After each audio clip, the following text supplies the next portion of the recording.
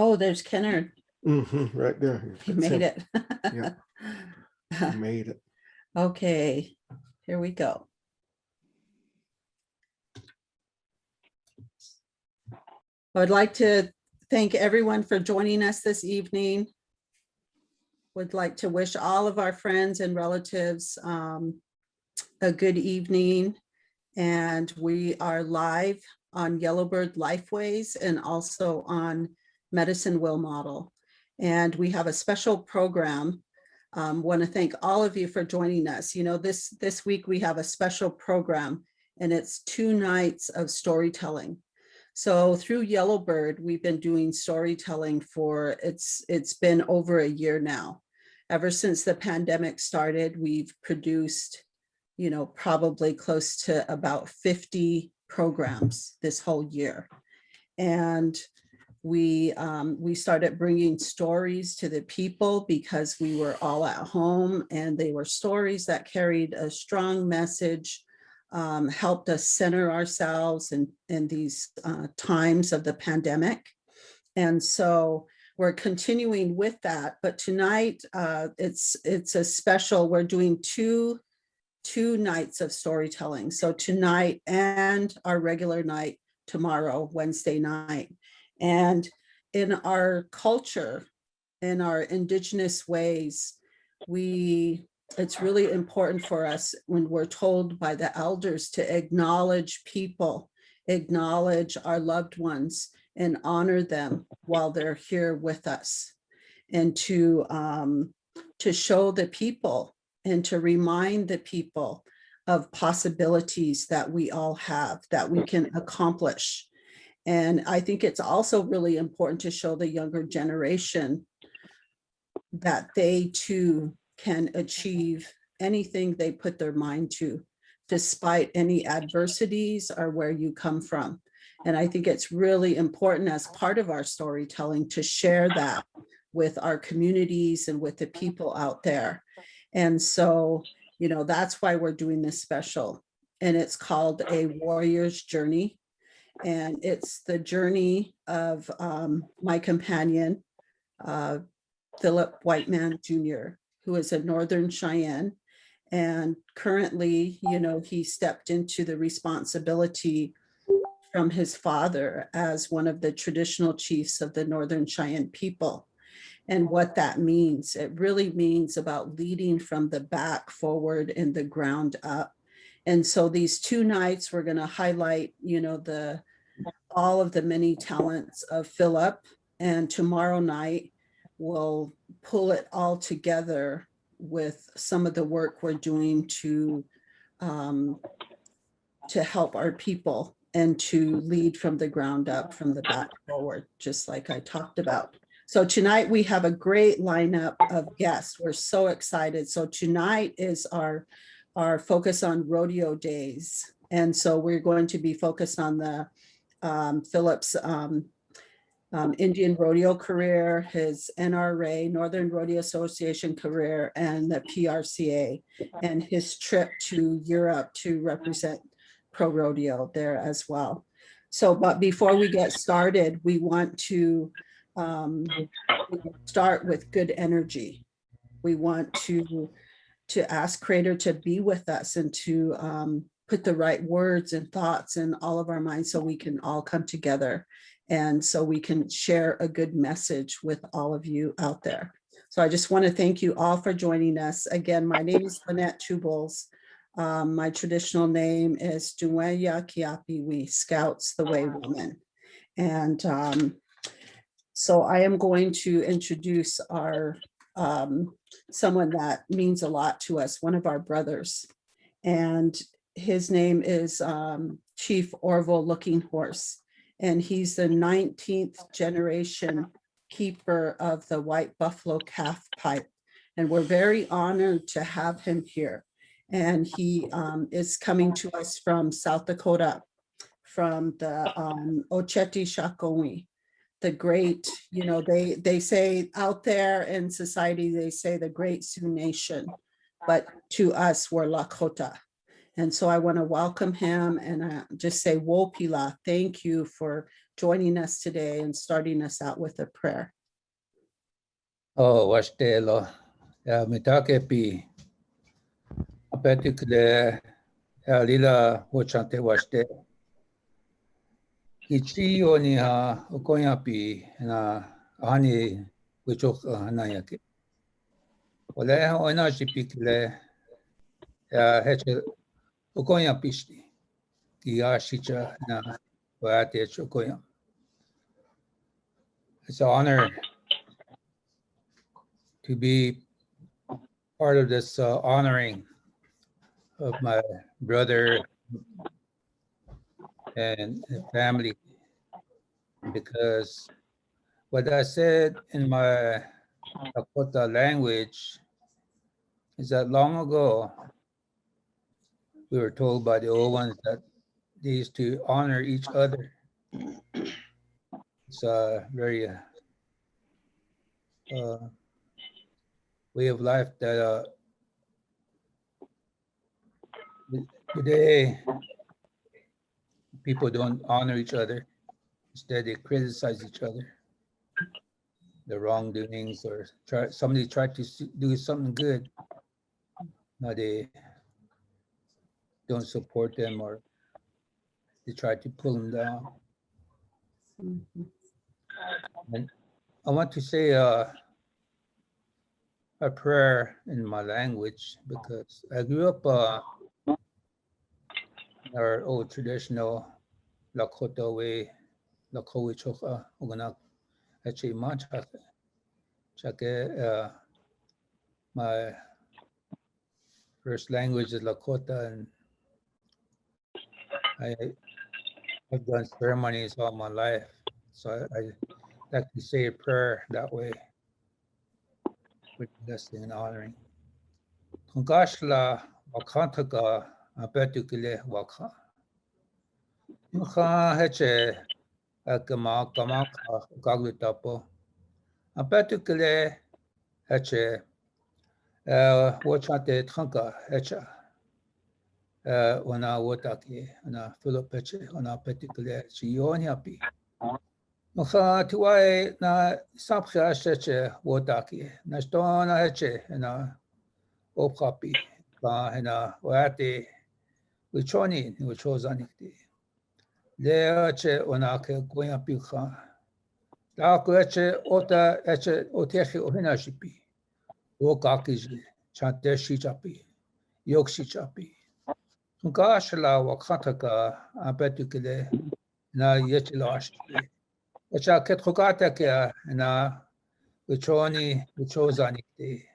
Na kueche kauchipiua na Tongashlo Kantaka, Iwachike, Kimani Pilo, at Hatia Dopa, Namakpion Chumaka, where should do Medaki was in. Wopila Orville. Yeah, thank you. Okay, so I would also like to invite our facilitator and someone that means a lot to us. And he comes to us from Spearfish, South Dakota, Mr. Jim Thompson. He's a radio broadcaster, rodeo announcer, voice for pro rodeo for nearly 40 years. He's a Hall of Famer. He's a former South Dakota state senator, and he's also a brother.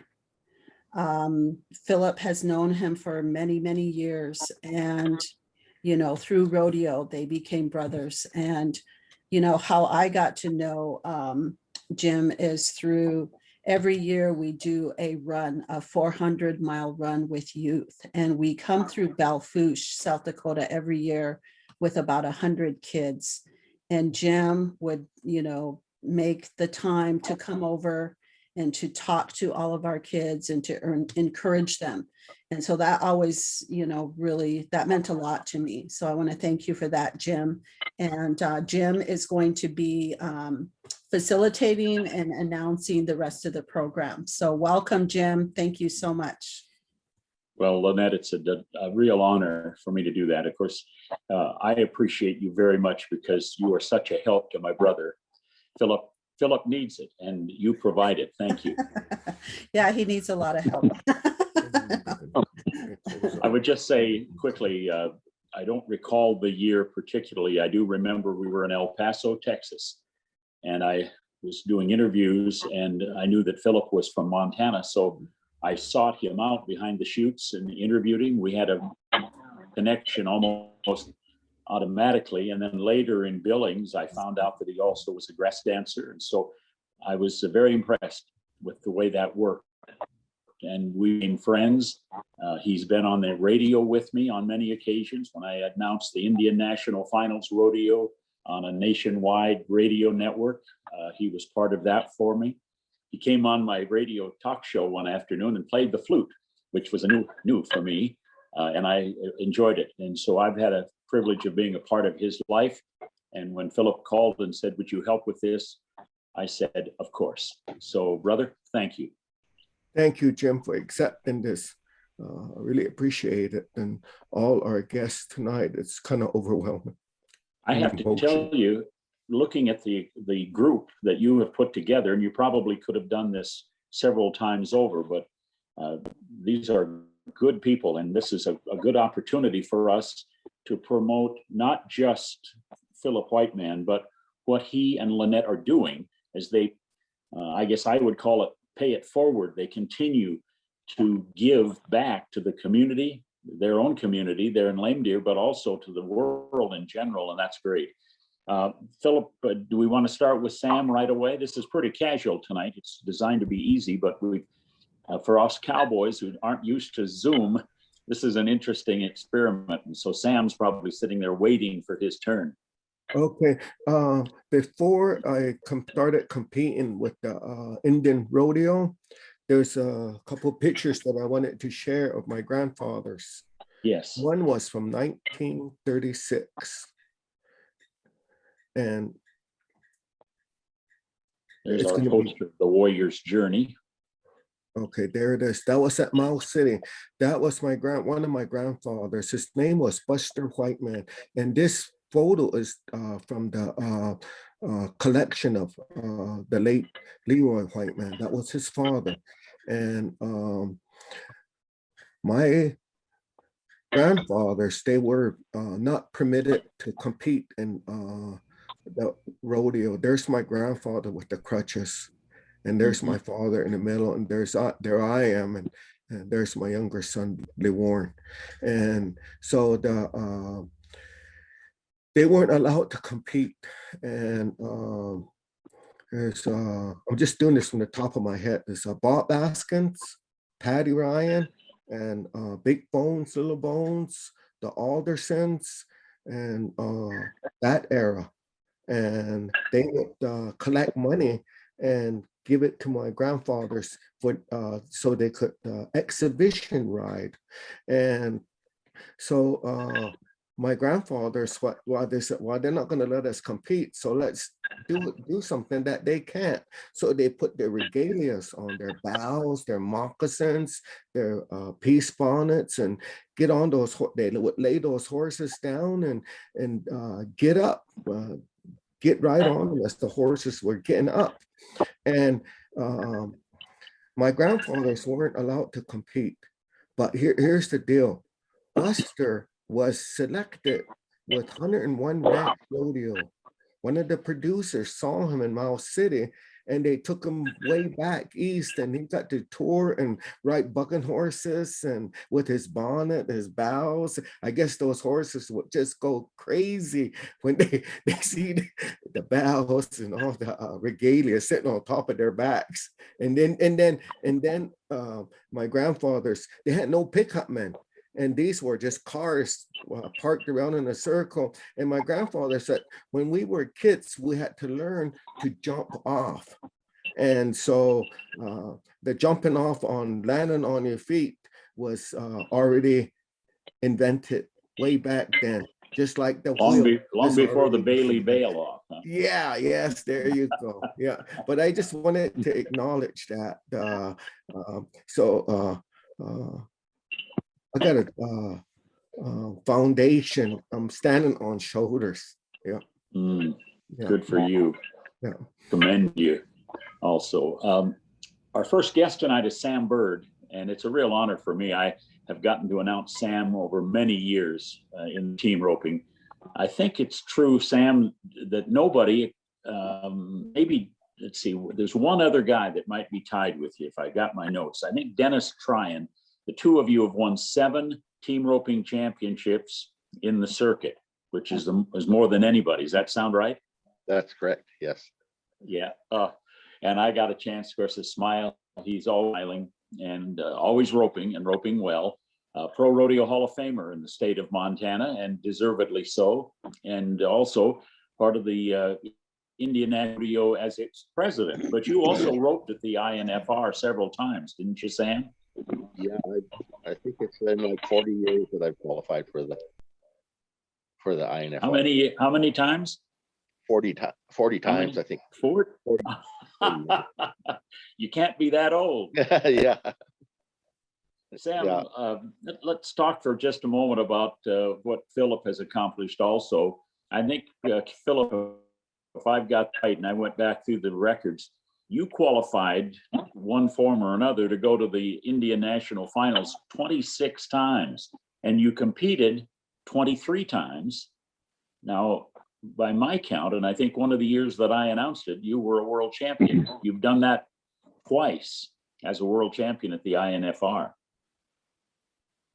Sam, does that, for your sake, being from Montana as well, that has to be kind of a proud moment when you see any member of your state or any one of the tribes from Montana walk away from that big rodeo as the champion. Yeah, it is really quite an accomplishment. In your think- time as the, Yeah. go ahead. Go ahead, Chen.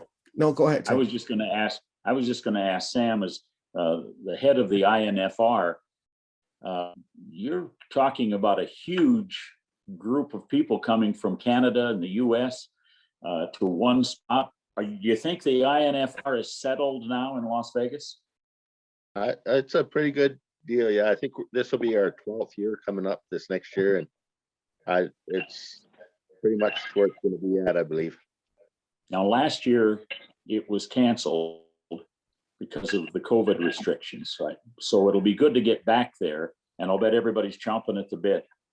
Yes, they are. I think we're doing a little something different this year for our qualifiers.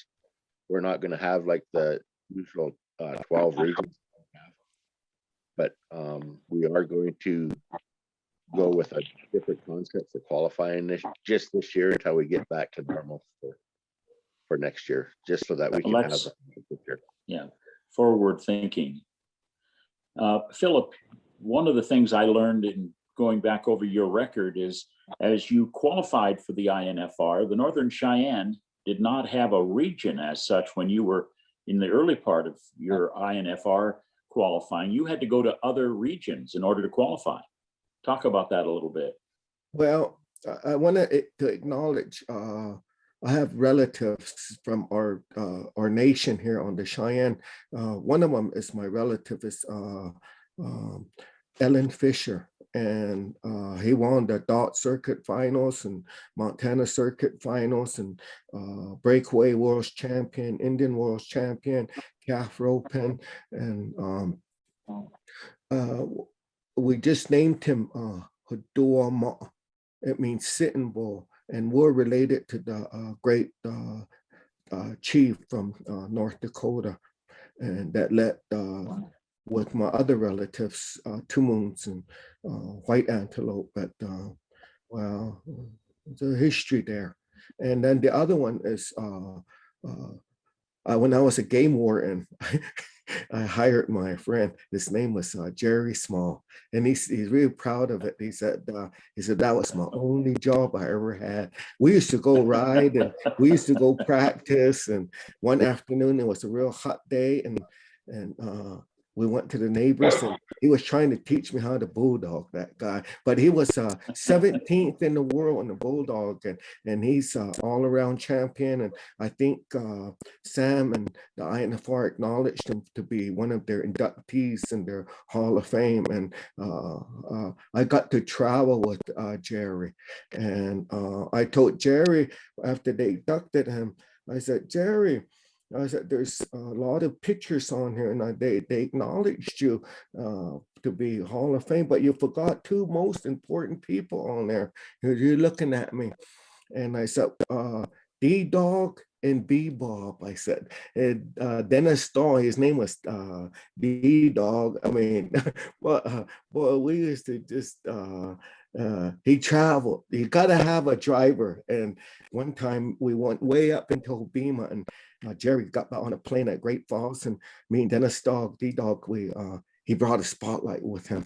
So we spotlighted all the way from Great Falls back to the Northern Cheyenne Reservation just to count coyotes on side the road. But I wanted to just acknowledge them, because I think, to me, you got to have champions, and right now role models are really important. Yeah. We didn't have a region here of ourselves. We're kind of like gypsies, and I had to go to the Indian Association up in Canada, the URA up in Brownie, and then I was Western States, and then also the Rocky Mountain, and plumb down in Oklahoma. And so I got to travel, and I got to meet a lot of people, and rodeo is one big, huge family. And I wish I could do it all over again. I wish I could live those days again. I got to represent Region 8 in 1985 when I first won my title, and I could still see the old fellas there, like Glenn McSpadden and Bob Arrington, and we were the first association to have world champions in all events from Oklahoma Region 8 down in Albuquerque. Yep. And then also too, I wanted to acknowledge Pete Fredericks. And he was basically almost getting into the shoots with me when I won the world's title. He helped me, and I drew a hairy bull horse called Kojak to do that. And then I went back and I won again in '99. And like I said, we traveled all over with the INFR. We got to go to Reno, Nevada. We got to go to Saboba. We got to go to San Carlos and Billings and Rapid City. I spent a lot of time supporting Indian rodeo, yeah, the INFR. Sam, are you involved at the INFR any longer? I am still a commissioner. I see. Yeah. And proud to have your own region now, right? Yeah, well, I'm actually from the URA region up here. Oh, I see. But I mean, all of the regions, the way we have it set up now is that you just buy one card and you can go to any region and represent any region that you want to now. So Good. Is the way A few years back, Taking time. I was honored, and I got to pray and bless the arena at the South Point. And at that time, I was so honored by Sam. He was leading the people. There was an accident the year before, and we didn't want that. Rodeo is dangerous already, you know, and we didn't want any more accidents like that. And so I got to bless the ground, and I was so honored. And this guy, he's my hero. And I took the feather off of my hat. I had one of these eagle feathers, and I gave it to him. That's how honored I was. I look up to this guy. Mm-hmm. I do too. I've always enjoyed that. Sam, thank you for taking time today. I know you had to commit to some time to be here, but we don't take it for granted. Thank you. Thank you guys, and thank Phillip too. So Hall of Famer from Montana, and as he said, 40 times qualified for the Indian National Finals Rodeo. All right, but let's move on. We've got some other pictures as we go along, and if you want to acknowledge some of these as you see them, Philip, what's next as we get Louise Dixie in line? this Louise is going to be our next guest. I think this one here is from the '84 finals. But if you look, you see. I see Howard Hunter. Yeah, Howard Hunter, and then they're just like John Cauliflower and Bob Gottfredson, Skinny Campbell, and look, if you look way off to the left-hand side, you're going to see Jim Hunt Jr., you're going to see past world champions, and this is like, you can't get any tougher than this, looking at this picture right here. Yeah. It was just a few years ago, Philip, that we had on my radio program, Tater Ward came and helped us honor Howard Hunter after his death. We miss him greatly after his accident. But all right, let's. Okay, here's a picture of you on Widowmaker. I see. In 1981, I set the highest mark ride at the Indian finals. I scored 86 points, and I was 50 points ahead of those guys going into our last round. And I drew a horse called Water Spay of Gunviews. And I asked Howard, and he said, I don't know. He said, I only stayed on it about 2 jumps. So I asked Jim Meeks, and he said, I don't know. I only stayed on it about 2 jumps. And so I went ahead, just gave it an average and nod. And 2 jumps later, I was standing beside it. But what the horse done, it was a bay stud. He would jump out, he was solid as iron, and he would turn back and throw his head back in your lap. And a year later, I drew him again, but this time I had him figured out. And I rode him through the first 2 jumps, and he come back, and this time I was ready, and he just stopped after 6 seconds. And I think that was the last time that horse ever bucked. But he cost me a world's title in '81. Yeah. You probably surprised him by staying on him that long. Some of these I'll let now. Here's the Shoshone Bannock Rodeo. That's Fort Hall, isn't it? Yeah. Are you looking at the one? And so that's a good way to bring in Louise Dixie. Yeah. Louise representing the Rocky Mountain as a secretary. Louise, welcome to our program tonight. Thank you. And thank you for having me. It's an honor for me to be a part of this. Well, it's nice to my name take is time Louise for us. Dixie. And yeah, we've known Phillip for many, many years. My husband and I served as officers of the Rocky Mountain Indian Rodeo Association for, gosh, at least 5 years.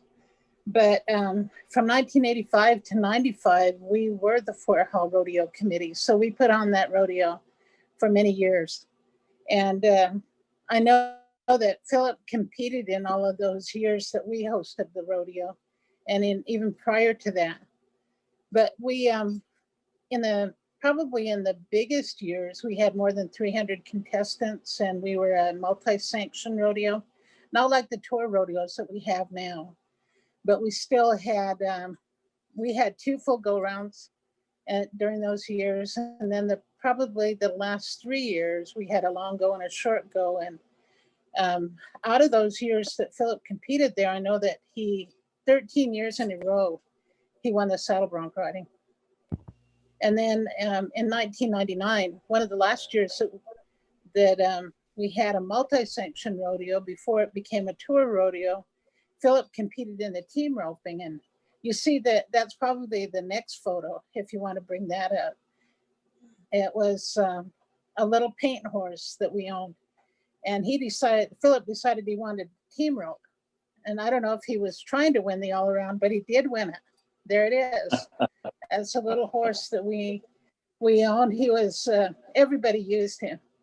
And that little horse, you could breakaway rope on him, team rope. One guy even used him to haze on, even though he was just a little short horse. But he fit Phillip, and he placed in the team roping that year. And we called him Chico, that little horse. Yeah, and Phillip, he won the all-around that year. And my healer was that was Woody Teton. Woody Teton, yeah. Okay. Woody Teton. There's one of the 13 Phillip. times that you run the bronc riding at Fort Hall. Yes, on the Yeah. white horse from Fort Hall, the first picture that they showed, I scored 89 points, and I think that score still stands there today. I think you mentioned earlier Yeah. about the INFR holding the record for the high mark ride at the INFR. That was in 81, and has it been broken yet? It seems like somebody may have gotten higher than 86 since I then. think it stood for 34 years, and I Yeah. think Cole Azure scored 88 a couple years ago. Okay. Louise, another thing that's special about Phillip is he's not just the one rider, and of course we've learned he can team rope, but I understand he was kind of special to your daughter too. She asked him to speak at her graduation. Yes, she did. Our daughter Lizzie was in 2000. Let's see, what year did she graduate? I can't even remember what year, but she asked him to speak at her graduation because he was such an inspiration to her. And she was competing in high school rodeo and Indian rodeo. Of course, she started out in Idaho Junior Rodeo Association. And then Phillip spoke at her graduation, and she really appreciated that. And then in 2009, she won the World Breakaway Championship, or Indian World Breakaway Championship. So the two of them, every time they see each other, they call each other champ. And he was there when she won the World Championship. So she really appreciated that he was there when she won it. Yeah. You know, Yep. something else But that the I other should thing I bring wanted up. to mention. Go ahead. Okay, go ahead. I was just going to say, maybe Well, you can follow up with this. Phillip Yeah. is more than just a bronc Well, my rider. husband, We right. apparently have a problem on you here. Let me finish this. And Phillip, at Fort Hall, not only did he win the bronc riding in the one arena, but wasn't that, Phillip, where you also participated in the powwow? I think Louise was going to get to that. Yes, I thought I would lead that Yeah, in that was an for you, excellent. Louise. Yeah, well, good transition. Yeah, Phillip competed in the old style grass dancing, and the same year that he won the all around, he I think he's won the grass dance championship at Fort Hall many times, but that same year that he won the all around, he also won the grass dance competition at our powwow, and our powwow was huge. And some years they get 1,000 dancers, so there's a lot of people competing in that category. But probably the final thing I wanted to mention was, my husband and I served as officers of the Rocky Mountain Indian Rodeo for 5 years, but we knew that it was really difficult for the Crows and Cheyennes to travel to to our rodeos, because we were in Idaho, Utah, and Wyoming. And so we fully supported the Crows and Northern Cheyennes when they wanted to form their own region, and they became the Northern Plains Indian Rodeo. And we were there before the INFR board to get them approved and supported them to have their own region. And that year, the INFR board accepted them to have their own region. So we have even though we lost the Cowboys, we fully supported them because we could appreciate all of the help that they did for our region. You bet. Yeah. Louise, thank you for taking time Yeah. tonight. It's been good to have you and your stories. you. And, I know Fort Hall means an awful lot to Phillip Whiteman, and you're a part of that. So thank you. Well, one story I wanted to share, and Please. that's Phillip would travel down here, him and his cousin or brother, Leland Russell. And one morning we woke up and we wondered, someone's asleep on our lawn, on our trampoline. And here, lo and behold, it was Phillip and Leland.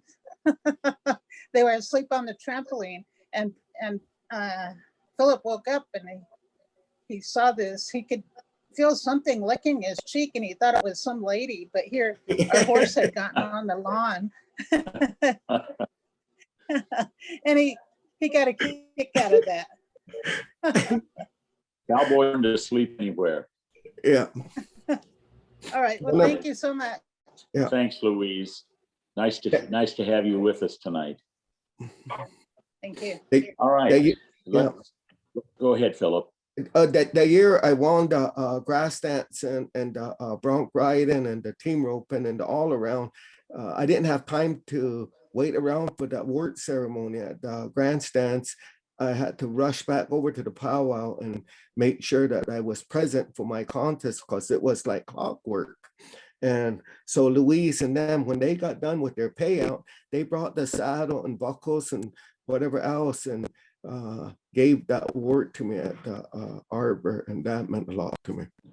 Yeah. In your grass dance regalia. Yes. All right, let's make the transition now to Kennard Reelberg. And Kennard he's got a lot of titles. Contestant at the Crow Fair, Crow Nation.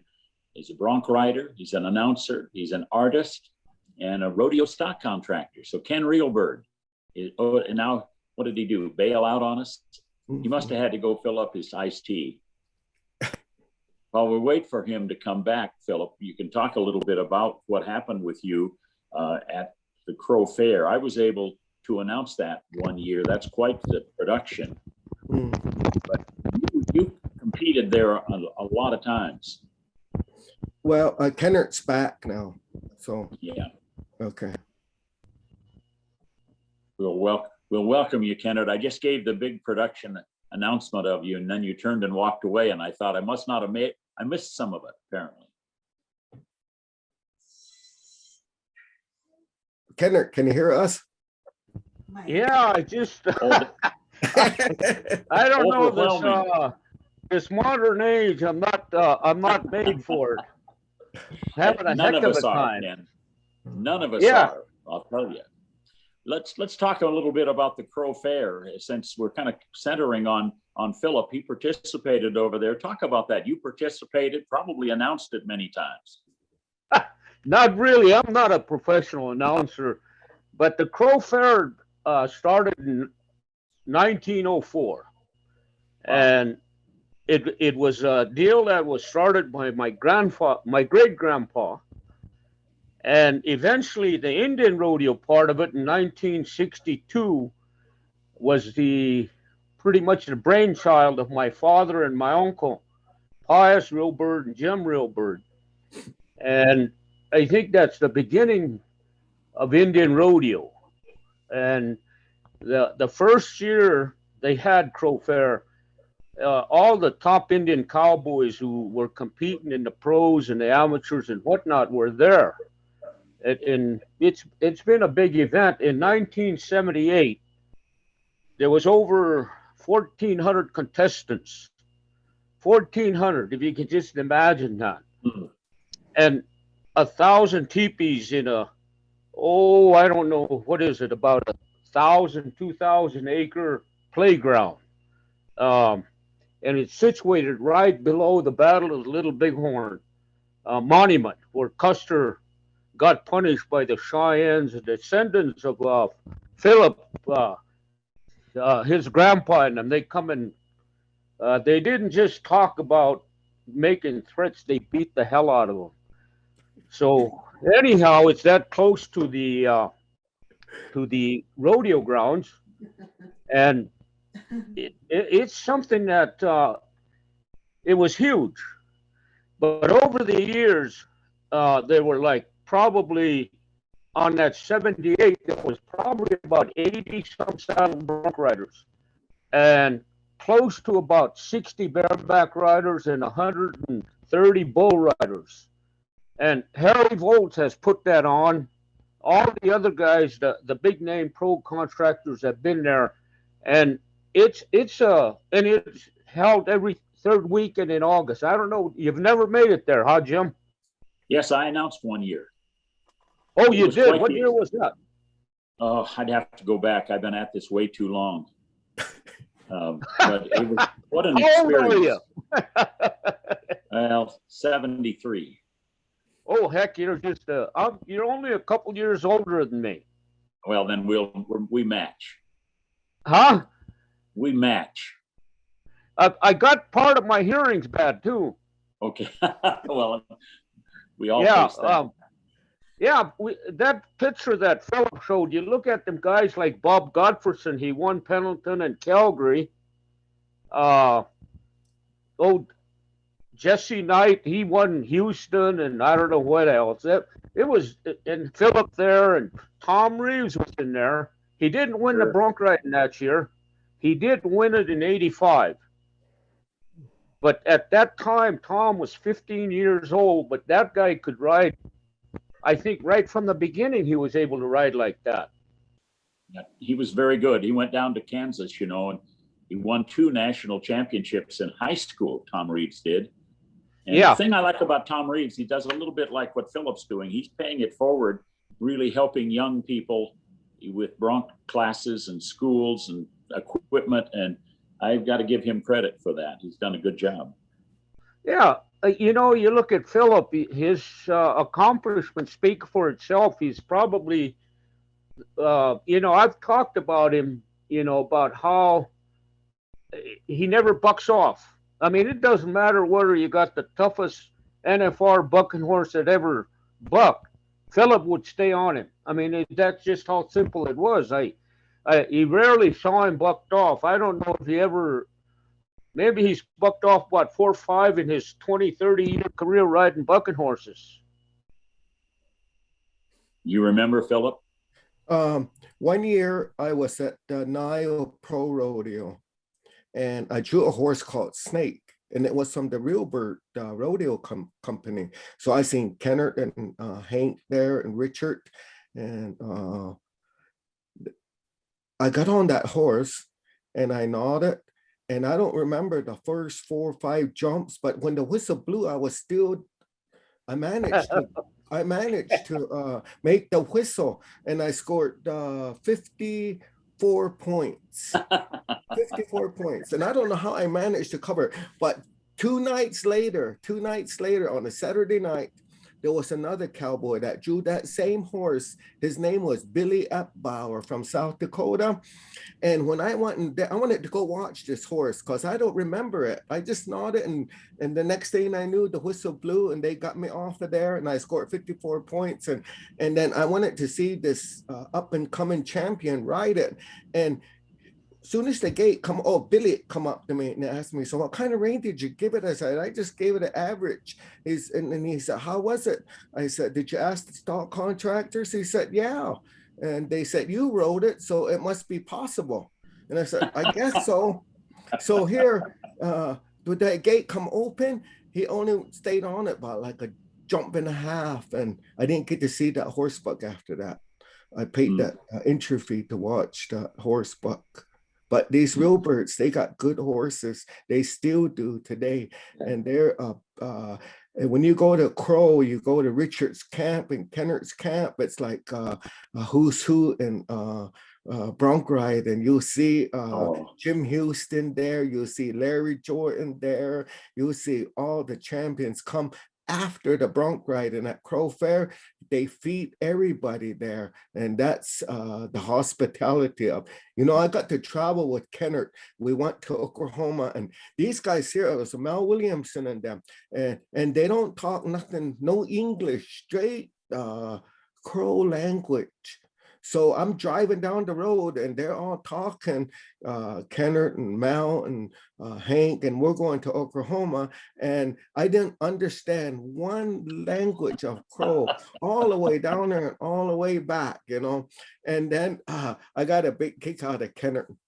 We got to the rodeo and he gets out his new Severe and he's got new spurs. And some guy was walking around real looking at Kennard as he was rosining up his saddle. A guy walks over and looks at Kennard and said, what kind of saddle is that? And Kennard said, Association. He said, what kind of spurs are those? Is that bronc riding spurs? And that guy said, what's that you're putting on your saddle? Is that rosin? And Kennard looked up at him. He said, what is that? Rosin? Is that something you eat? He said, I remember that. But anyway, to make the top 10 at Crow, it's like you have to ride with what Kenneth mentioned, Houston, Pendleton.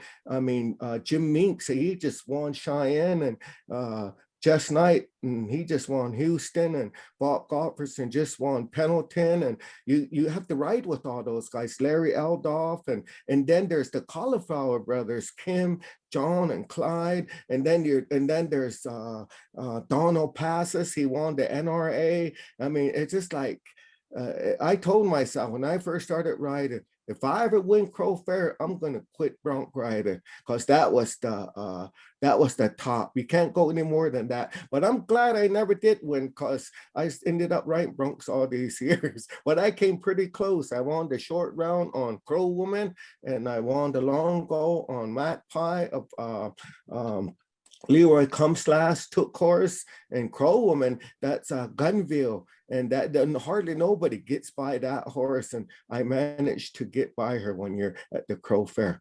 I think you told me, Philip, you made the short go at the Crow Fair 15 times, which is no small accomplishment. Wow, I'm 15 times. Can you imagine that, with hanging out with these guys? When I first started riding, I started riding at a place north of Hardin. There was a cowboy named Jim Brooks, and that's how I got to meet Kenneth and Hank, and that's where my bronc riding started. And Melvin Williamson, he kind of took me underneath his wing, and he showed me how to step into my stirrups and roundhouse and get squared up. Good. Kenneth, I should tell you, you asked about the year I announced at Crow Fair. The reason that I got to do it was Dale Oldhorn. I'd met Dale at I think at Phillip's school. We did a school, and Dale came and helped, and he asked me to come and be at the Crow Fair. So that was a real privilege. I enjoyed that. I haven't talked to Dale in a long time, but he was a good man. He brought me to Dale Oldhorn. Oh, yeah. He asked me to come to the college. He was at Little Bighorn College. Yes. And I came and taught a class over the Christmas holiday at Dale's invitation. Learned a lot. That was enjoyable. If you keep your ears open and don't talk, you can learn a lot. Well, you know, some of the best announcers have been there, like Jay Harwood and Don Harrington. Sure. And Logan announced a couple times, Mel Lambert. It's been well, in fact, the judges have been like J.C. Trujillo. Winston Bruce has judged it a couple times. Sure.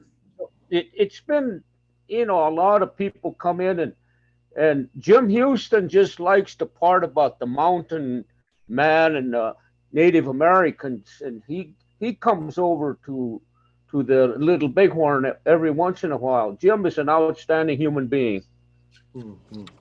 I know that I got a chance because of Dale. He took me to his camp, and he drove me around and said, "Imagine, if you will, what Custer rode into."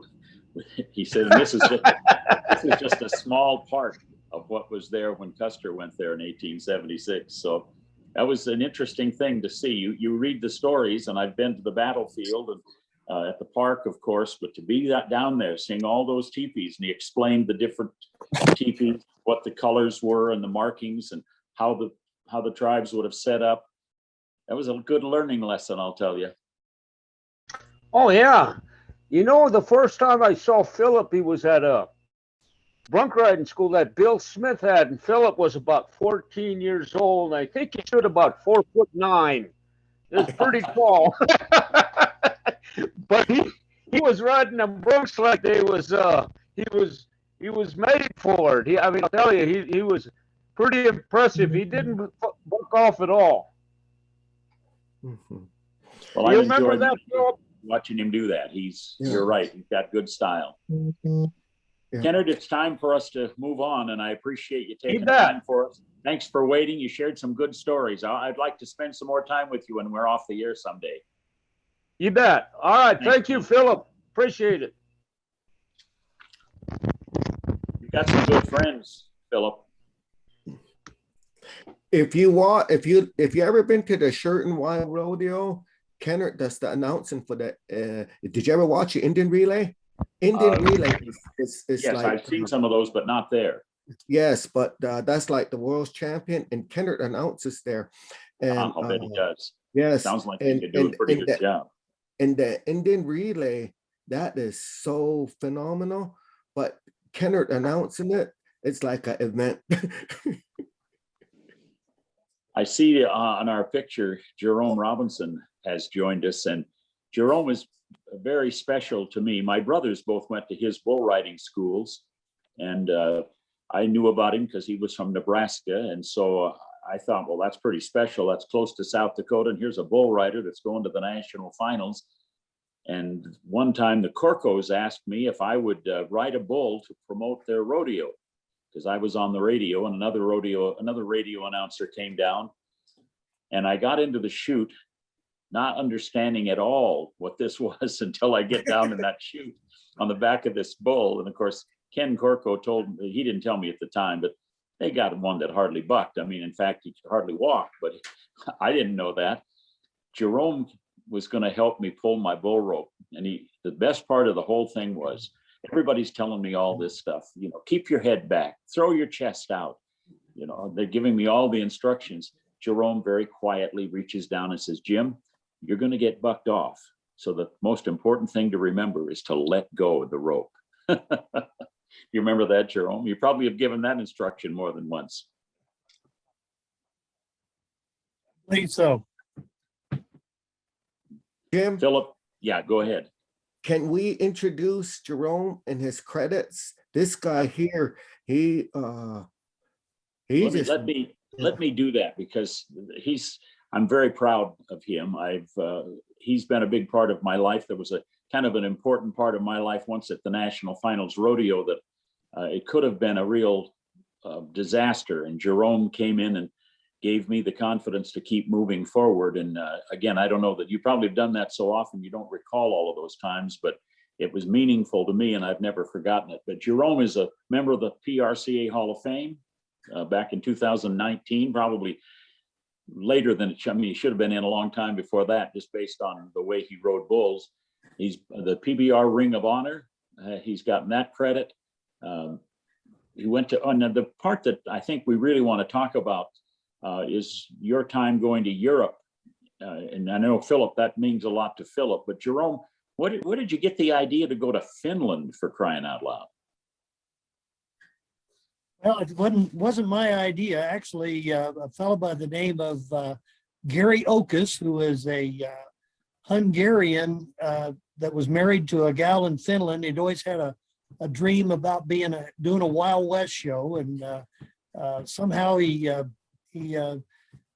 talked to a fellow by the name of Troy Ellerman. Actually introduced me to him, and he said he wanted to do a Wild West show in Finland in honor of his wife. And I didn't figure this was ever going to go anywhere. And eventually, before it was all said and done, we started putting together the show. And that's how I happened to come across Phillip. I was my good friends, the Leon and Vicki Adams, who I'd worked with at a lot of my regular rodeos, and they'd been to, we went to Japan with them in 1988, did a show in Japan. And, but the Gary Okus had said that he wanted Indian dancers at his Wild West show, just like Buffalo Bill had. And Leon and Vicki knew Ruth Bitsui, and she was also a trick rider, and her husband Edson and son Jeremiah were grass dancers, and they said that they knew a grass dancer that could also ride broncs, and that's how I got introduced to Phillip. So between those four and a ring, we had a hoop dancer by the name of Rudy Bob, and that was our 5 Native Americans that went on our tour to Finland. And it was actually the Indian dancing was one of the most well-received things in the whole show. It was probably one of the top 3 most popular things. It and the square dancing on horseback were undoubtedly the 2 hits of the show. Phillip, what are your memories? I was, my memory of going there, I had a dream 3 years prior, if I could share that. And Please. I was going down in a tunnel and I was following these cowboys and and I was trailing. And I told my mother, I said, I dreamed that I was following these cowboys down in a tunnel and I'm the only Indian there. And I said, burn some cedar, pray about it. Well, 3 years later, I got a phone call from the Bitsuis and get your passport and be here, and that's what we done. I went and I took a risk, and we ended up going to Finland, and we competed at the Olympic Stadium. And when we first got there, we had to go underneath a tunnel. And they were all walking in front of me. And there I was, my dream and my premonition, or whatever you want to call it, it came true. There I was following all these guys. And they just weren't ordinary guys. There were guys like Harry Vo, Kirsten Vo, Karen, and I mean, there was like JW, what Jerome can tell you, who all came with us. We had J.W. Stoker and Max Reynolds. We had Leon and Vicky Adams. And then we also had a pretty good bronc rider by the name of Monty Henson came to that particular one. And there were several, all the cowboys that were there, we couldn't take too many. So everybody had to work other events. So we had bareback riders that didn't actually ride broncs very often that were getting on broncs, and our veterinarian, he actually rode bareback horses and broncs and picked up. We had, but our bronc riders, like say, the star was Monty Henson, but he was outstaged there by Phillip. Phillip actually was I think he actually ended up winning the bronc riding there, and I believe so. I can't remember exactly how it all went, but I do remember that Phillip was our feature bronc rider along with Monty Henson. And then 2 years later, we went to Paris, France, and Phillip and the Bitsuis and Rudy Bob again came with our Wild West show in Paris. And I think it was on your first horse, Phillip, when you were talking about, when Ken was talking about you never bucking off. I remember, I could say, well, I can remember one because he bucked off his first horse in Paris and hurt and threw his shoulder out, and I didn't even get he didn't even get to grass dance the rest of the week until almost the last two performances. I think he was recovered enough to do a little grass dance. In Paris, I rode a horse called High Tide. I seen this horse at the NFR on TV in the Henson days in Oklahoma City. And Harry Vo brought that old horse there, High Tide. I always wanted to get on that horse. So I rode it. And then the whistle blew, the pickup man came by. So when I went to getting off, somehow I fell in between the horse and the pickup man.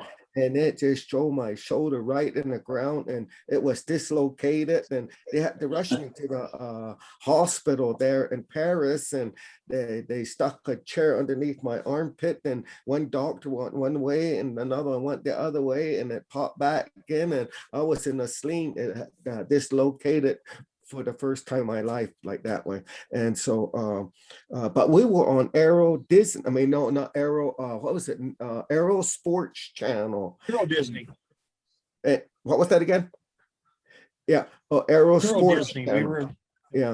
Yeah, we went to there too, remember, to that. I apologize, I had forgot that you didn't buck off, but I remembered your shoulder going out, and I remember you not being able to ride the rest of the time or dance. Now, I don't know how tough it is but Phillip gets into his dancing now, so.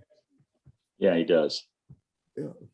But you know, Jerome, Jerome, one thing in terms of the introductions, the one thing that I don't know that everybody is aware of, not only do you have all the accolades of Hall of Fame, etc., I would call you a rodeo idea man. You've got some fresh ideas about things. Obviously, Finland is one, but some of the programs that Pro Rodeo continues to use are because of you. Typically humble, he's not. Rodeo's been pretty good to me. One thing I know about Jerome, this guy doesn't sleep. He was on the phone 24/7. And when we first got there, there was some night. And the longer we stayed there, the sun would set like it was evening, and then the sun would come right back up. And it was in line with this guy. This guy doesn't sleep. He's on a phone already 3, 4, 6, 7 months, a year ahead of himself. And I was Yes. really impressed with this guy. And I got to, it was a J.W. Baldwin. I was part of his act with my regalia. And I was throwing stuff up in the air and stuff anyway, but then I had to run back behind the chutes and get back into my Western apparel and my chaps and jump on the bucking horse. And it was so fun, man. It was so exciting. And winning wasn't even, and didn't even enter my thought, but I got to win the average in the last go round with a 91-point ride. And man, I'm just so thankful that Jerome and the company took me to Helsinki, Finland, and Paris, France. And I know that they took Indians to Europe one time, and they left them over there. And we got to meet the individual that had some of their regalias. And they took us, invited me to their place, and I got to see that stuff there. And Harry Vogt, he felt like he was at home there too, to be able to travel with those guys. And when we got back home, me, Karen, and Harry, and Kirsten, and we got stuck in New York City, and I wanted to go to Harlem, but the taxi driver said, "You don't want to go there." Jerome, any last thoughts? It's just great to have Phillip along on that experience. And, like I say, we didn't have any specialists, and just like Phillip said, during one act he had to be the help Joe Bowman with his props and everything, and then jump into his bronc saddle, and then out of his bronc saddle into his Indian outfit and do the grass dance. And he wasn't the only one. There was a lot of them that were doing 4 and 5 different jobs there. Pro Rodeo Hall of Famer, Jerome Robinson. Jerome, thank you so much for taking time. Great being with you. There's a See you picture that down the road. there was a picture there that I sent to our web where we're standing in front of the chutes in the Olympic Stadium. There's a picture there somewhere. Yeah. That must be it. Oh, this is it right here. There it is. Yeah. Helsinki. Yeah. Interesting. Well, we've had Sean Davis waiting on the telephone. Sean's unable to join us on the I think Zoom. Gary is the next one. Gary. Well, I think, okay, well, Sean's on my schedule Oh, for okay. next. So, Okay, go ahead. Go with Okay. Sean. Yep. all right, because I know he's been waiting. And Yeah. Sean Davis, if we can get you connected by telephone, we'll bring you in. And as we say, thank you to Jerome Robinson.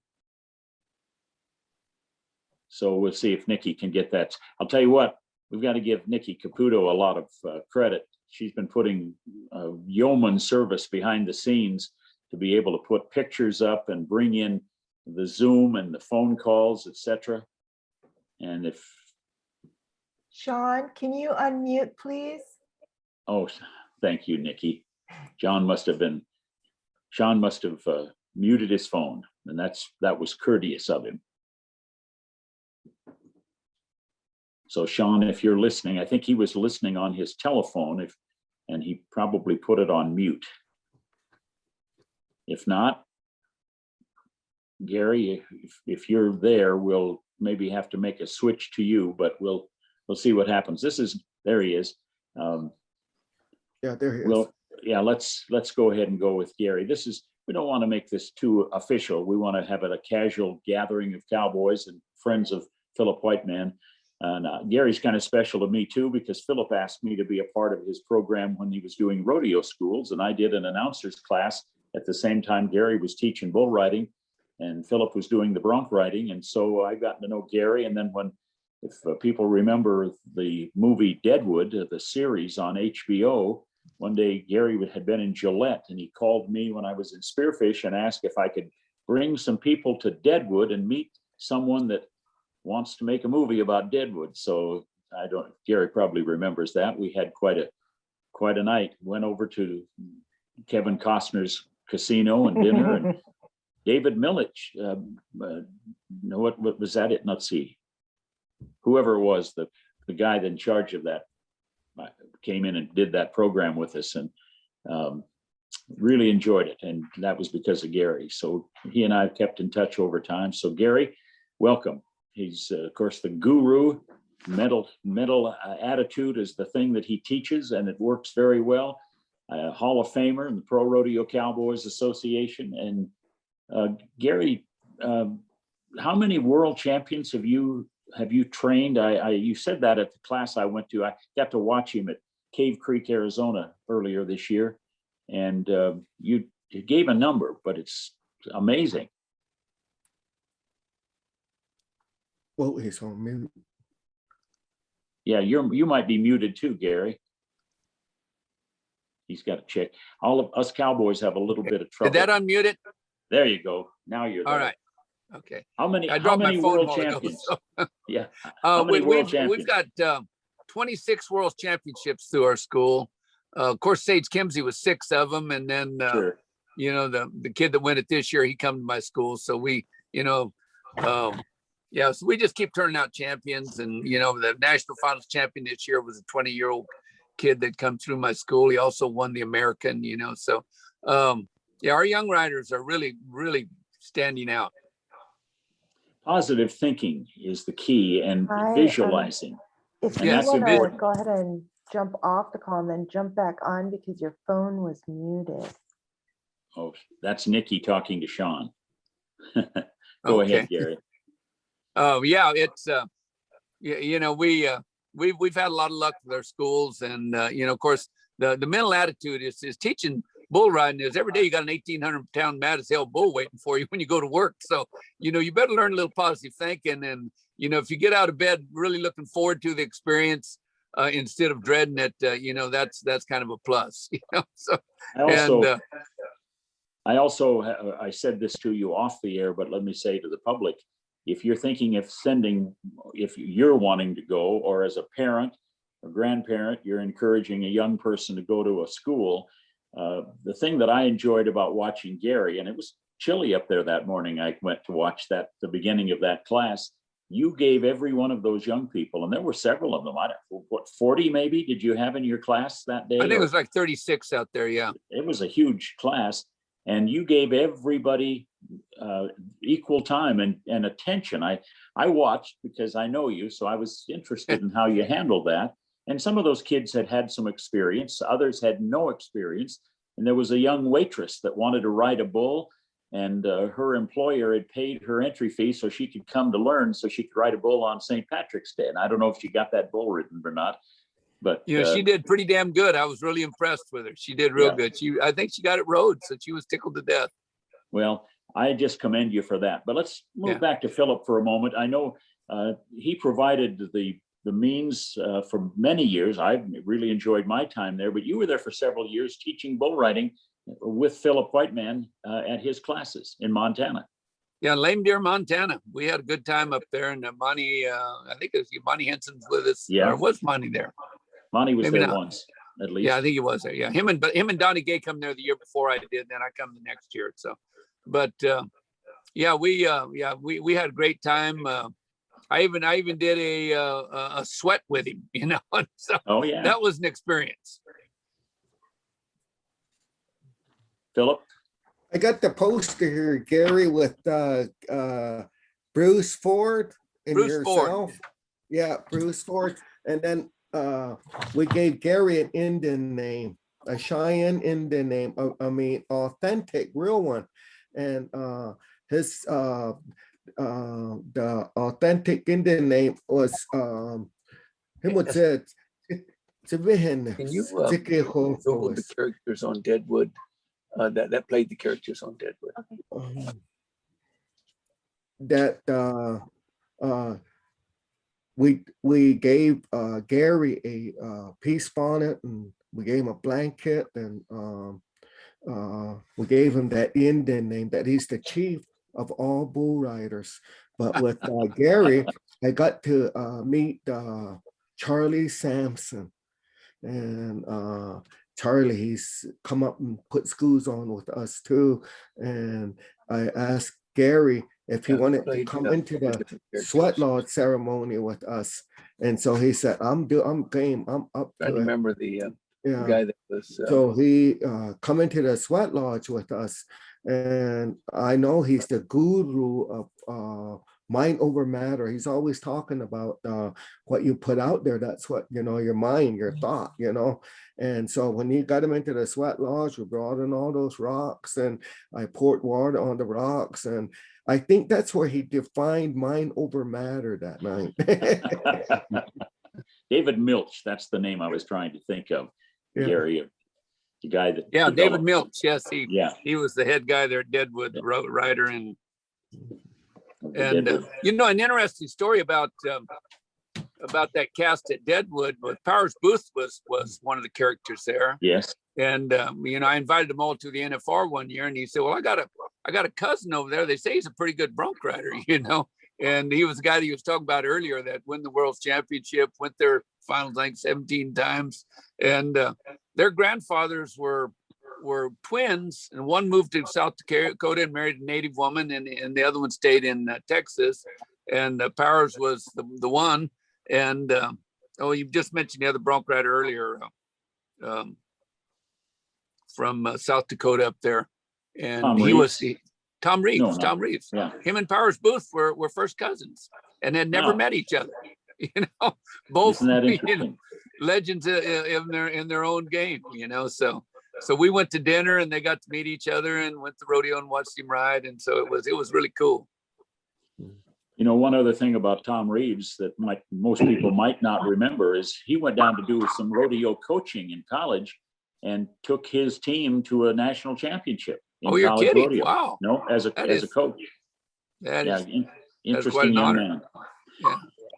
I was invited to a reservation up north, and I took my Link Weaver bucking machine, and Tommy Reeves and Jesse Bale showed up, and Tommy said, I don't believe in bucking machines. And I said, well, this one here, it took me, I don't know how many years to help Link Weaver, the juice hog, to define this one.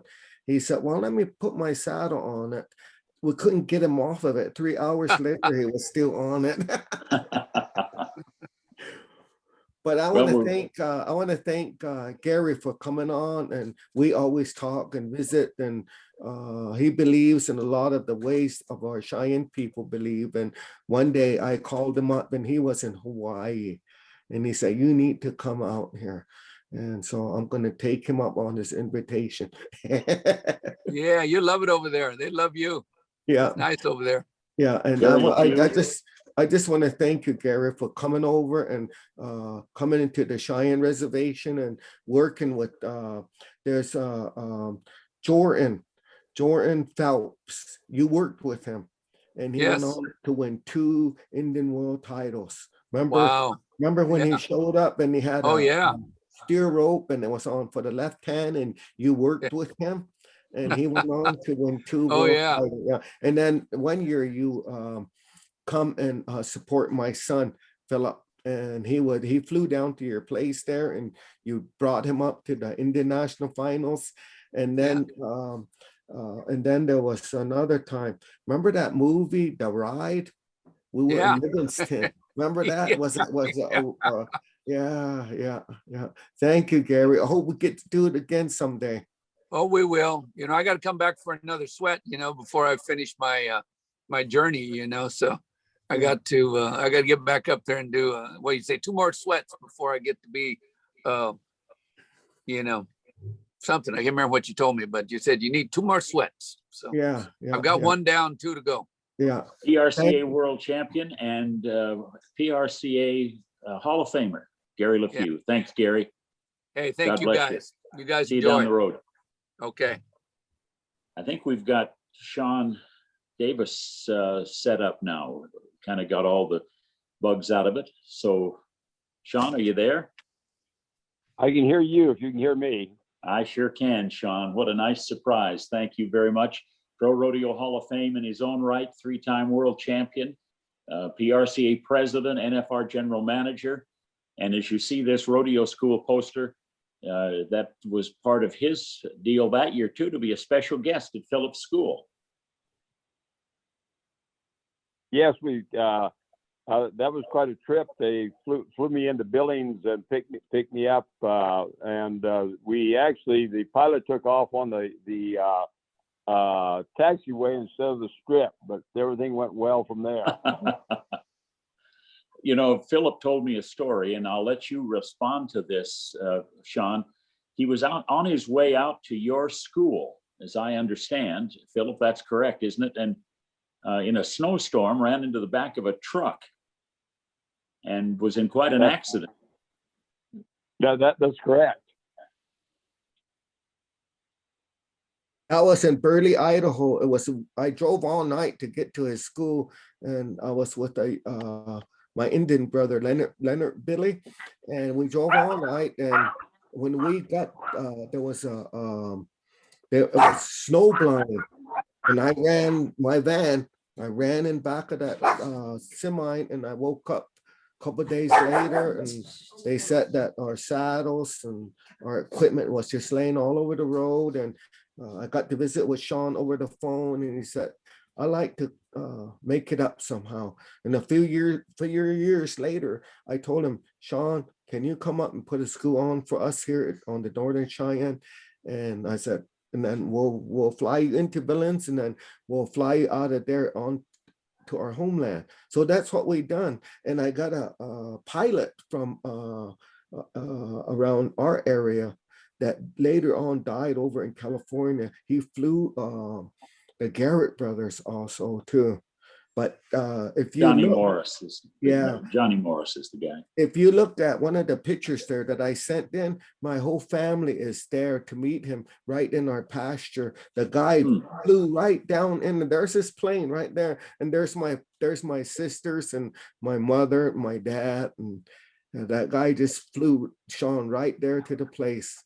And then from there we went to the rodeo grounds, and you see Sean working with the children, with the riders. There's another picture there. He's sitting on horseback. There you are on Kicking Right there. Bear. There he is. Yeah. He's giving instructions. Yeah. I'm just listening, so I can't see it, but You've got a bunch of guys around you. You're horseback, Sean, and you're surrounded by riders who are interested in your words. yeah, we had a great school there, and Phillip handled things like he always does very good. The highlight though, when we got there, talking about the plane ride, we had to also in the pasture we had to land under the power line because the power line. so the highlight, other than the culture that was created with the pilot flying. And the challenges he had to make. But I think what's real special with Sean, he had the heart and compassion. He was adopted by the Blackfeets also too. Was that right? Yeah. And then he also took Howard Hunter, the late great Howard Hunter, the bronc rider, under his wings to expose him to the level of competition that he needed to make it to the NFR. And that's what Sean done. When that was we had a school at Corco's Ranch, and Charlie and Bob Colomb contacted me. It was after we'd come back from Europe from a trip, and told me about Howard. And also there was another Native American, Dwayne Lafferty, and they come to that school And then we entered them, and they come to Texas that year. We took them to all the rodeos, entered them, and Howard and both Dwayne were very good contestants. Howard reached, was a highlight of my rodeo career too, because of his accomplishments. Mhm. This is like the 5th or 6th year anniversary of Howard's death, right this time of the year. So Sean, we really remember him here in South Dakota. He was legendary.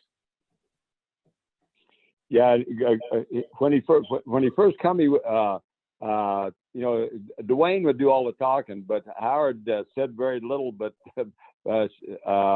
showed you what he could do in the arena and become very successable. And another contestant that I heard mentioned earlier today, but Bob Godwinson was one of the first Native Americans that I entered, and actually Bob drove my car for me, collected the money, and I entered him at all the rodeos for a year and a half. Mm. Mm. Phillip, do you have any more comments? I have one more question for Sean. Well, I just want to thank Sean for coming on and sharing history and our connection. And I really admired the guy, and I got to speak at Harris Memorial at Colorado Springs, and we stood out there and we took a picture together, and Sean said, "I hope I'm not the next one." And I told him, "No, you're not going to be the next one. We got a lot to look forward to." Thank you, Sean. Well, Sean, thank you. Go ahead, Sean. Well, I just want to thank Phillip and y'all for letting be part of this program, and I want to also state that I sure appreciate the way Phillip handles not only his rodeo career but his spiritual career and the communication and the being a person that stands out to the individuals and a someone for the youth to look up to. Sean, thank you. Personally, I would say thank you again for helping me in getting Jim Sutton honored by the Pro Rodeo Hall of Fame. And I called Sean knowing that would probably be the ticket, and he was true to his word, and we got that done. So thank you for that. I want to say one more thing, Sean. I went to Bill Smith School, like Kenneth mentioned. I went to Dennis Reiner's, and then I hung out with Bill Pauley.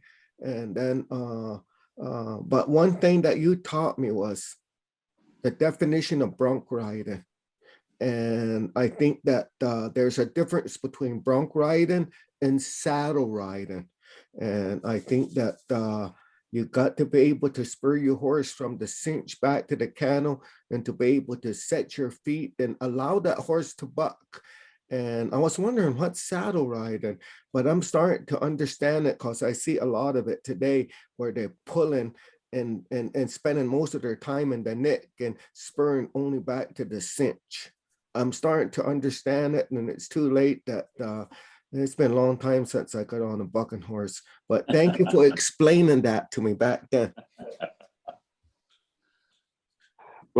Well, we sure appreciate you, Phillip, and good luck in the future. And you too, Jim. Thank you very much, Sean. You have a wonderful night. God bless you. Well, Phillip, that's nice. Sean he had to go through some histrionics to get on because of the difficulty with the Zoom and the internet, but thanks to Nikki and Lynette for helping him get that so we could do it by phone at least.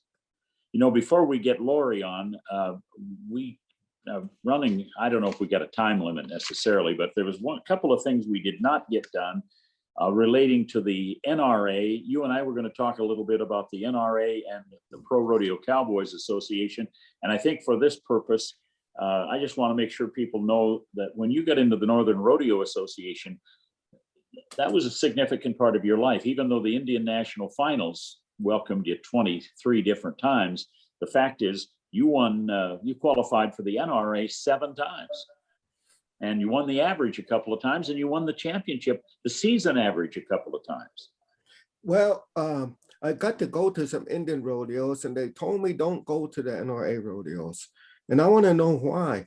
And I look back at their past champions, and way back in the day when they had MRA and NRA split in half of Montana, Donald Passas won the NRA when it was the eastern part of Montana.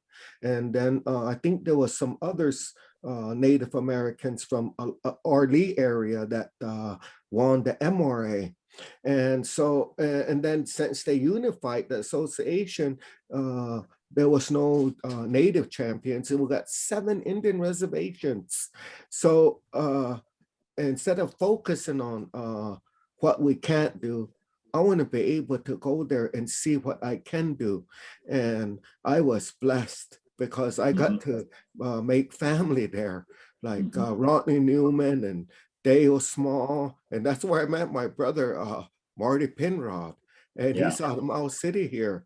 And he went on to the Dodge Circuit Finals in Pocatello, and he wrote Wolfman's Code to 88 points. Yeah. And we traveled together day in and day out. And they, I would tell him that he was Lone Ranger and I was Tonto, and all the non-native rodeos and well, all over Montana, the little bitty arenas that we went to.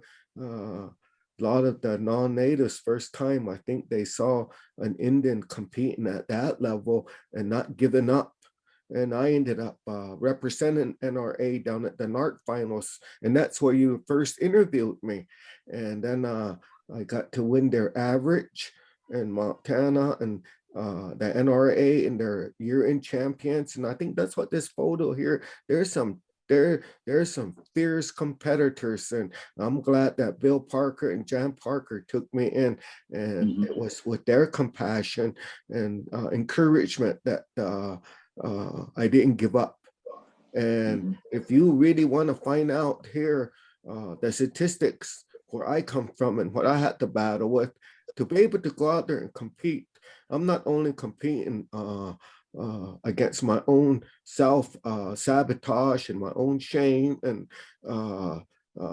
leading with my wounds and all the different barriers that I had to go through personally, but to be able to be accepted by those guys and to make a living like that.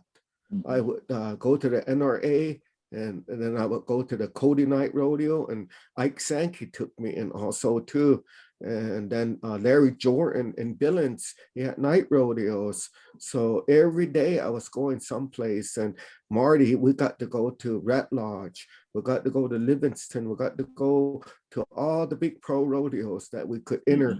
And Marty, he was right there with me and encouraging me. You bet. Good friends. I can tell you just quickly, when I started announcing, Harlan Gunville was starting also, and I worked a lot of Harlan's rodeos, and as a result, I got to meet a lot of Lakota bronc riders and bareback riders and contestants, and they remained great friends, and it was a good experience for me. And this photo here, excuse me, Jim, this photo here, it means a lot to me. I see that. NRA rodeo, there's no natives there. So what I done is I saved up some of my money that I won, and I bought all the Boys and Girls Club tickets with Jan Parker's help and the elders. So we bought a whole section so they could come and watch. And watch. That's a good idea. You didn't tell me that story beforehand. I'm glad we've got that picture. Yeah. That's a good one. All right, let's bring Lori O'Harver on. Lori's been waiting. She's in Florida, getting ready to be part of the Dodge National Circuit Finals. I think that's going on this weekend, isn't it? Starts on Thursday night. You I've been bet. lucky to be down here for the whole Florida run, and it's been interesting. Leroy Ash and Bo Vosu have kind of hit the big road and come down here. They're both, Leroy's done some good, and Bo's been kind of kicking them in the bull riding. Leon Fountain from New Mexico is traveling with Talos Muncie. Really, really cool to see the older guys and the guys who have kind of been there, done that, helping these circuit guys to get out and get their feet under them and get their names known. Looking forward to the RNCFR.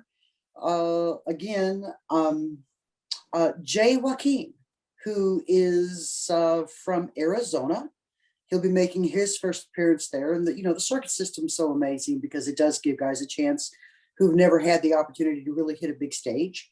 So Jay's really interesting kid and has been riding hard, and he's really got some talent. I'm looking forward to kind of trying to bring him into the spotlight. Chase Brooks. Chase is an all-time favorite. If you haven't met this kid, please do that. I mean, this kid, he's adopted Blackfoot and an artist and just one of the most personable kids you ever want to meet. Great interview. There's a gentleman in northern Wyoming, old bronc rider, Tom Streeter. So we went to dinner one night and Chase was with, and Tom said, someday I'd love to sponsor one of you guys, but I really want you to make it to the NFR, Chase. You really got to go. This is his first year. So Chase goes to the NFR and he texts me and he says, Lori, what was Tom's brand?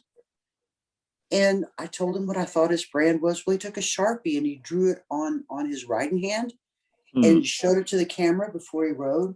That's what kind of kid this is. These are the kind of guys that are going down the road and they make my job so much fun. So yeah, Florida. You see underneath her picture there, it says founder of Bronc Riding Nation. And that has, how long has that been underway, Lori? I remember I met you right as you started, I think. Right as I started. In fact, I think probably before, right about the same time I met Phillip, I met you. Yeah. So it's been about 12 years. It started with a school and I researched how to promote the school.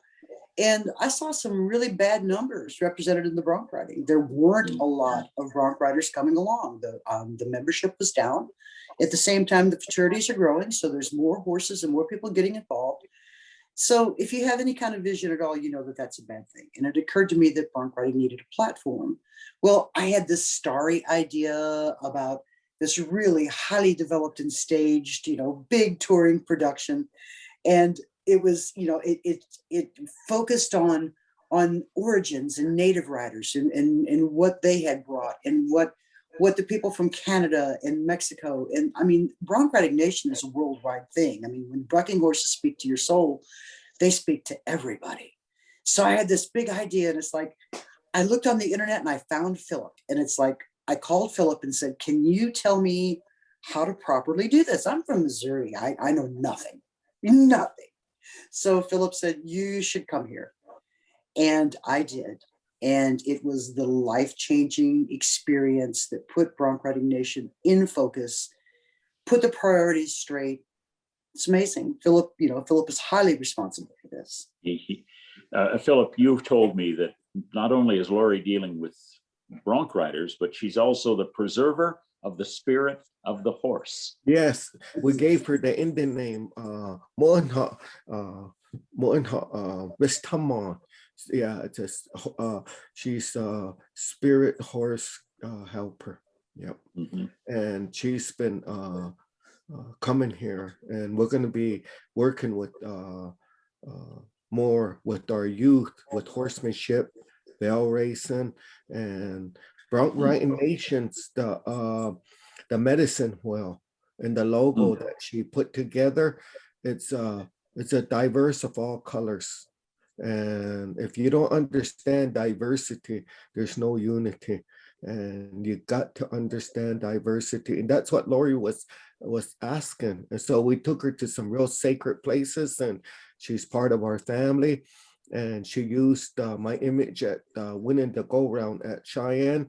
And she used that picture there for her logo. And that some of the, you'll see some of those logos on Chase Brooks at the NFR, or either some of the contestants throughout the bronc riding country. That's that image right there. And that's what our goal was to unify and to acknowledge diversity and to create that unity. I got to go to New York City, and I testified in the Supreme Court, and well, there's a group of people there. They don't want bronc riding, or they don't want you sitting on the back of a horse. And I found the creator on the back of a horse. And if you ever see a movie, it's called Indian Horse. It's on Netflix. I would encourage people to go and watch it. And it's learning how to be able to accept yourself and overcome historical trauma. And that's what the horse has done for me. And what Lori has come to offer, it fell in line with my healing. Lori, thank you for that. And I know that you probably coming out of Missouri didn't expect to have a Cheyenne name, did you? You know, as a kid, I always thought that Native Americans were the coolest. You know, I mean, I was in the library searching for ways to research the spirituality and the methods and the ways. And there were, you know, in my little hometown, that wasn't a happening thing. You could find books on Satanism, but you could not find books on Native American culture or the spirit. So it was actually the answer to a lifelong dream when I met Phillip. And so many things came together for me, not only in terms of horsemanship and bronc riding and the diversity of culture, but within myself and how to sort things out. I've always relied on horses to heal. Horses speak volumes, and they speak to so many people. You know, horses have introduced me to every good thing that I have ever known. And to be not only honored by Phillip, to be taught, but to be accepted and adopted into his family and give it an Indian name is just, you know, the biggest honor in the world. I mean, the company we kept here tonight, that's humbling. Yes, that's, you know, for all of us, you know, it's like, you know, have you ever been walking or stumbling around a nice hotel just looking for the ice machine and pulled open a door and found yourself on stage with a formal gathering? And it's just, this is my life every day. Every day, this is my life. So that's largely due to Phillip, and I'm very, very, very grateful. Thank you for what you've done. I know you do it selflessly and regularly to keep bronc riders and broncs in front of people. And more than that, as Phillip indicated, just horsemanship. Thank you for doing that. It's not taken for granted. I think you probably know that. But sometimes it can feel thankless, but we will acknowledge that you've done a wonderful job, Lori. Thank you. I deeply appreciate that, Jim. Thank you so much. Okay. Time gets away from us. Thank you for being here. She's been about 3 hours now. She's been part of this. We've been on camera talking and visiting prior to going on live, and now waiting for everyone else. But it's been fun to hear all these other people, hasn't it? Absolutely. Absolutely. You know, Gary LeFew on barrel racing and the different mind levels. There's not, you know, I mean, all of these gentlemen, I have studied them and what they've done and how they've done it and why they've done it. Because to me, if you have any kind of vision, you study the visionaries, because holy cow, the most disheartening thing the bronc riding nation journey has brought to me was that everyone does not have vision. I thought everybody had vision, and maybe they hadn't thought about it. So if you presented them ABC, and they would run with it and go, oh yeah, well, no, you know, so the kind of visionary that Phillip is and the kind of healer and mentor, it's just such an honor to be involved with him and with everybody that I've met through this. One of the world-class cowboys that I've met is Mickey Young. I don't know if you've had occasion to meet Mickey, but I interviewed him at the National Final one year. And I said, Mick, if you could teach young people anything, what would it be if they want to be a cowboy? He said, don't get on your first horse till you know what you're going to do when you get off your last one. And I have used that any number of times in classes that I've taught, and not just rodeo. You have to have an idea where you are, where you're going to go, how you're going to get there. And that's deep. That's deep. That is deep. Lori, thank you. God bless you. My pleasure, Jim. So good to visit with you again. Phillip, I love you. I will see you in June. All right. Well, Phillip, an hour and a half. We've been in a little more than that, I see. I hope that we don't get in too much trouble with the producers, but we've had a lot of good comments. One of the last things I want to share is that I got to go to Pendleton. There's my back number. Yeah.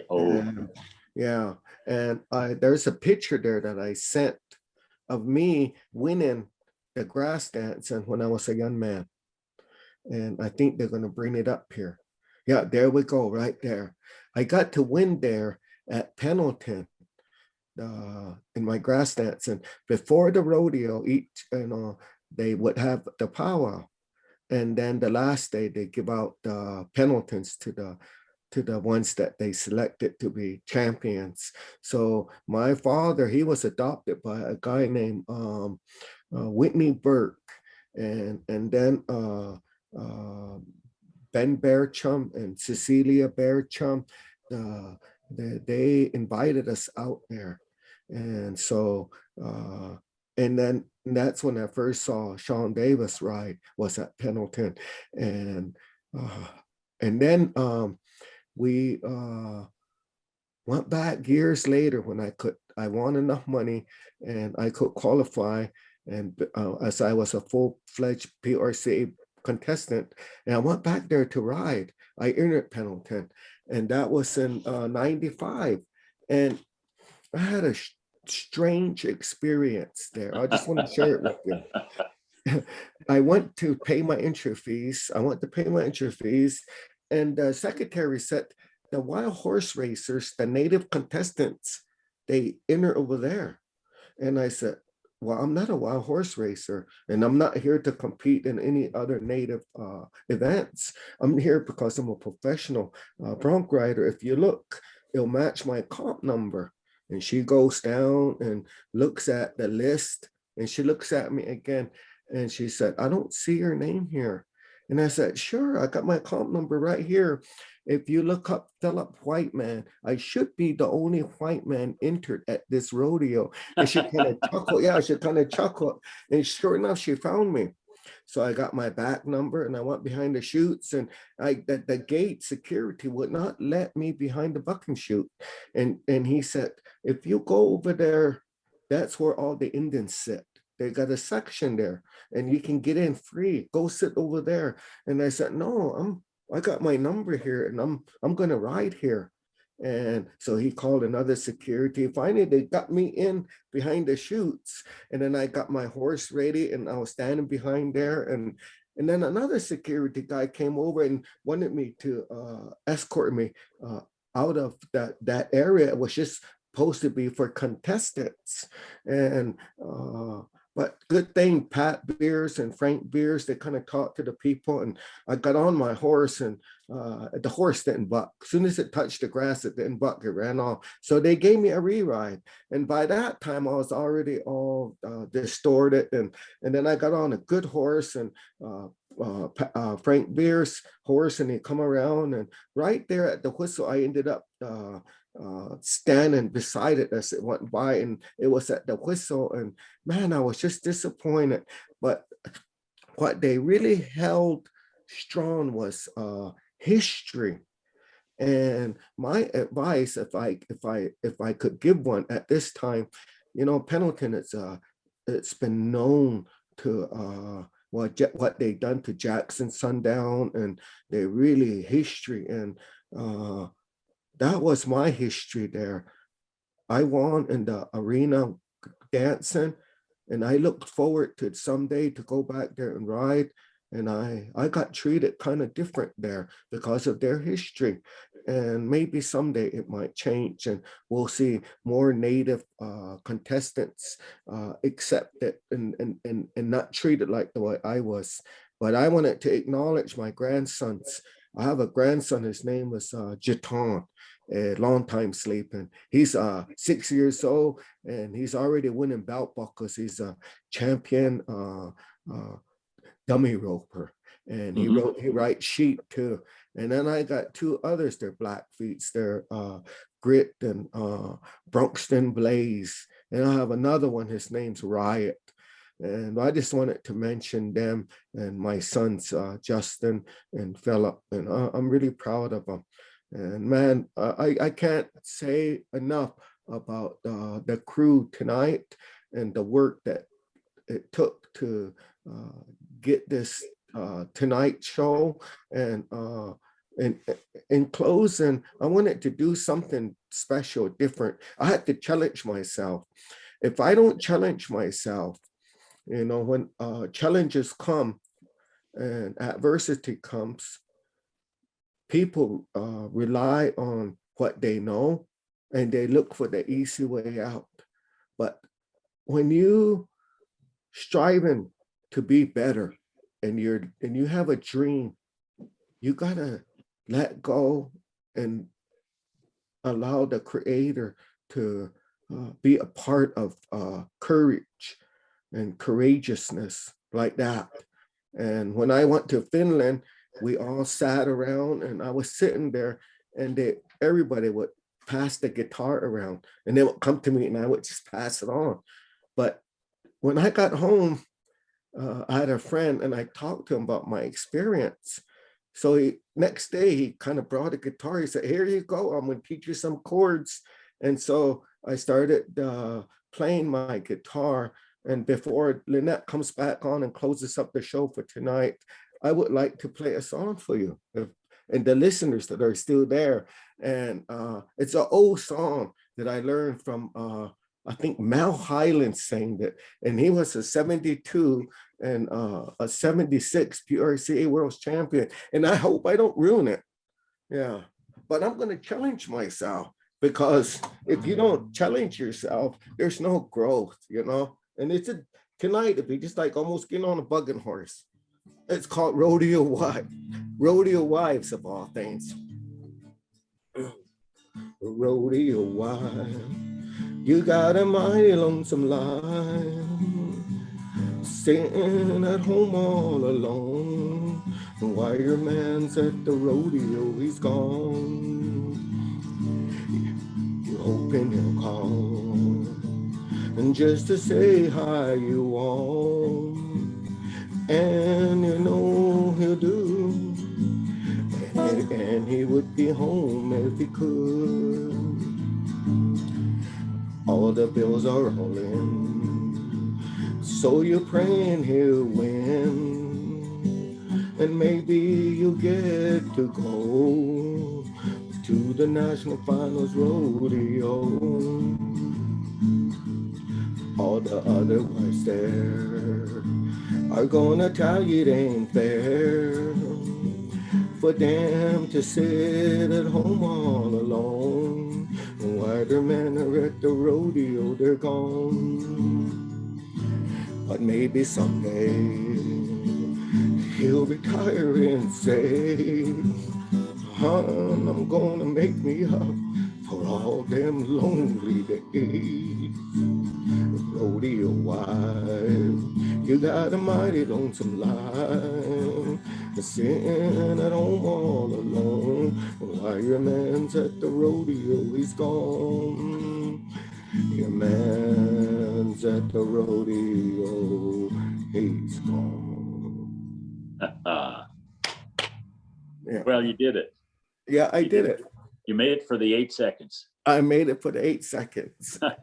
And I want to bring Lynette back so she can close things out. Thank you, Jim, and thank you to all my guests and all those that listened. That was a good program. We'll get Lynette back to wrap things up. Thanks, Lynette, for letting me be a part. Mm-hmm. Here we go, right there. Yeah. Okay. Well, that was such an awesome show. And thank you, Jim, so much for facilitating and announcing. And thank you for, your friendship and, being a brother to Phillip and to myself. And we really appreciate you and all of our guests. It was amazing, all of the guests and everything that they had to share, and to have them on the entire time, just from Orville sharing a prayer, setting, putting us in the right frame of mind, being spirit-minded. And then Sam Bird talking about INFR, Louise Dixie talking about Fort Hall and all, I traveled there with Phillip many times, and Louise was always so good to us, so good to Phillip.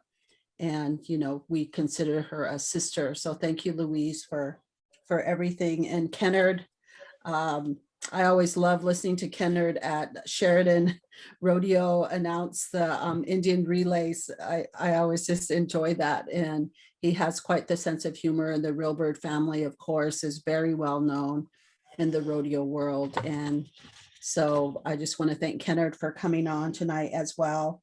And Jerome Robinson, you know, sharing all the memories of going to Europe. And that was so awesome. Also, Sean Davis, you know, we think that everyone is up on technology, but a lot of the cowboys, you know, they're on ranches, they're working their horses, they're working their cattle, they're not into this all the modern technology. And so for them to come on this show and to download Zoom or attempt to download Zoom and to get on here, that was a real, you know, it was something that they did. And even Sean Davis, he attempted to, but wasn't able to, but yet he found a way to come on and to share. So we're so appreciative of that. And Gary LeFew, I remember Gary LeFew coming here, and, you know, we hope to see him here soon again. And our sister Lori O'Harver, you know, we just love her energy. And if you've seen the logo, I don't know if this was made clear, but the logo that Bronc Riding Nation logo, that is actually Phillip riding at Cheyenne Frontier Days. And so they took that image and created a logo with it for Bronc Riding Nation. And so I just want to thank Lori. Also, I know you're in Florida, you're 2 hours ahead, so it's pretty late over there. I want to thank all of our viewers and listeners for staying with us. You know, this show was a long show. It was over 2 hours, but thank you for staying with us, listening. It's not often we get to get this group of people together, this caliber of people. So I want to thank all of you. And tomorrow we'll be back again with moving on in Phillip's many talents. We're moving on to his dancing career and his consulting work on the movie Hostiles. We'll be talking about our work with the medicine wheel model and working with horses and our work with Yellowbird. So join us back again tomorrow night at the same time, 7:30 p.m. Mountain Time. Again, thank you, everybody. Thank you to our guests. Thank you, Jim. And thank you to Phillip for that song. I haven't heard him pick up his guitar for a long time. And, you know, over, 20, 23 years ago, he used to play the guitar. When I first came here, he would play the guitar a lot. So it was good to hear him. So thank you, everybody. Have a beautiful night, and hopefully we'll see you back again tomorrow night.